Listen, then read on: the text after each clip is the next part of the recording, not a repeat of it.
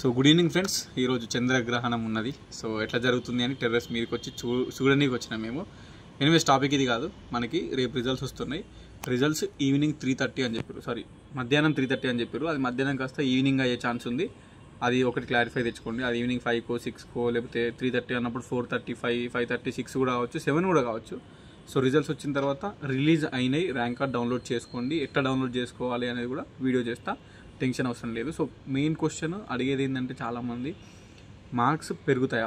Okay, ఎందుకంటే 25 ఒక BC candidate లేదంటే ఒక ఓసీ క్యాండిడేట్కి ఎక్సెప్ట్ ఎస్సీ ఎస్టీ మిగిలిన క్యాండిడేట్స్ బీసీ ఓసీ వాళ్ళు ఉంటారు కదా, వాళ్ళకి మినిమం 25 మార్క్స్ రావాలి. చాలామంది ఇప్పుడు కొన్ని పేపర్స్ చాలా టఫ్ వచ్చినాయి. మోస్ట్లీ నన్ను అడిగిన వాళ్ళు ఎంఎస్సీ కెమిస్ట్రీ వాళ్ళు చాలామంది అడిగారు, వేరే డిపార్ట్మెంట్ వాళ్ళు కూడా ఉన్నారు, వేరే సబ్జెక్ట్ వాళ్ళు 24, 23 మార్క్స్ వచ్చి బార్డర్లో ఉన్న వాళ్ళు ఉన్నారు. అన్న కీలో 23, 24 మార్క్స్ వచ్చినాయి. ఇప్పుడు ఫైనల్గా ర్యాంక్ కార్డ్ వస్తుంది కదా, సో మార్క్స్ పెరుగుతాయా తగ్గుతాయా? ఒక్క 1 మార్క్ పెరిగితే నేను క్వాలిఫై అవుతా, ఒక్క 2 మార్క్స్ పెరిగితే నేను క్వాలిఫై అవుతా, ఒక్క 3 మార్క్స్ పెరిగితే నేను క్వాలిఫై అవుతా అన్న వాళ్ళు ఉన్నారు స్టూడెంట్స్. సో 25 మార్క్స్ కంటే ఎక్కువ వస్తే నో ప్రాబ్లం, క్వాలిఫై అవుతారు, ర్యాంక్ కార్డ్ వస్తుంది, ఏం ప్రాబ్లం లేదు. బట్ 25 కంటే తక్కువ వచ్చిన వాళ్ళకి ప్రాబ్లం, బీసీలకి ఓసీలకి. అండ్ ఎస్సీలు ఎస్టీలు ఎవరైతే ఉన్నారో, సో మనకు రిజర్వేషన్ ఉంది, ఎస్సీ ఎస్టీ రిజర్వేషన్ ఉండడం వల్ల మినిమం క్వాలిఫైయింగ్ మార్క్స్ అంటూ ఏం లేవు. మీకు ఎన్ని మార్క్స్ వచ్చినా, ఈవెన్ 1 మార్క్ 2 మార్క్స్ వచ్చినా ర్యాంక్ కార్డ్ అనేది వస్తుంది. ఓకే, మినిమం క్వాలిఫైయింగ్ మార్క్స్ అనేవి లేవు ఎస్సీ ఎస్టీలకి. సో ఎగ్జామ్ రాసిన ప్రతి ఒక్కరు క్వాలిఫై అవుతారు, ర్యాంక్ కార్డ్ వస్తుంది. క్లియర్? ఇక మిగిలిన వాళ్ళకి చెప్తున్నా, మార్క్స్ పెరగడము తగ్గడము అనేది అది మనం ఎక్స్పెక్ట్ చేయలేము.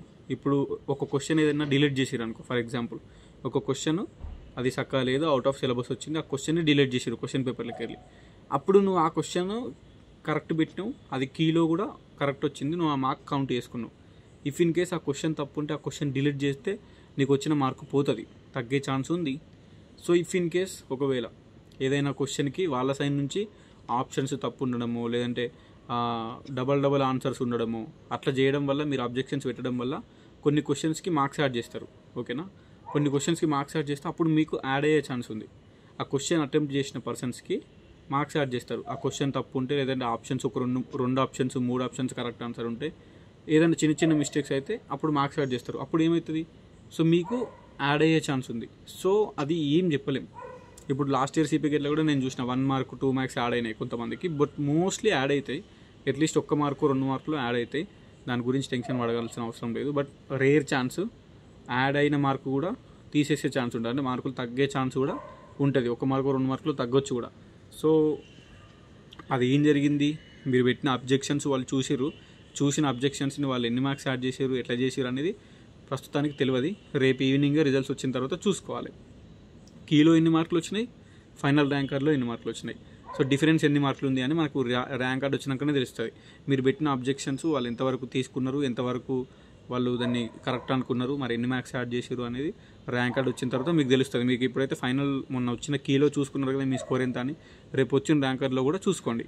సో ఎన్ని మార్క్స్ పెరిగినాయి, ఎన్ని మార్క్స్ తగ్గినాయి అనేది రేపు రిజల్ట్స్ వచ్చిన తర్వాత మీరే కామెంట్ పెడతారు, మీరే చెప్పాలి నాకు. ఓకే, రేపు రిజల్ట్స్ వచ్చిన తర్వాత వీడియో చేస్తారు కదా, దాని కింద మీరే కామెంట్ చేస్తే తెలుస్తుంది.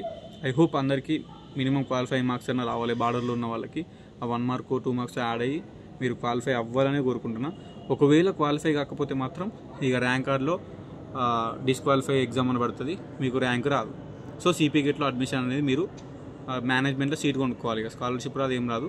అది ఎంఎస్సీ వాళ్ళకైతే, ఎంకామ్ వాళ్ళకి, ఎంఎస్సీ వాళ్ళకి ఇయర్కి 35,000 ఉంటుంది. ఎంఏ వాళ్ళకి 20,000 దాకా ఉంటుంది ఒక ఇయర్కి. మేనేజ్మెంట్లో సీట్ కొనుక్కుంటే అది కూడా ఏదైనా ప్రైవేట్ కాలేజీలో మళ్ళీ క్యాంపస్లో ఉండే ఆ సీట్స్, మేనేజ్మెంట్ కూడా సీట్స్. సో ప్రాబ్లం అవుతుంది. క్వాలిఫై అయితేనే మీరు త్రూ సిపిగేట్ పేజ్ 1లోనో పేజ్ 2లోనో పేజ్ 3లోనో అలాట్ అయితేనే మీకు స్కాలర్షిప్ గవర్నమెంట్ నుంచి వస్తుంది. వితౌట్ సిపిగేట్ మేనేజ్మెంట్లో పోతామంటే రాదు.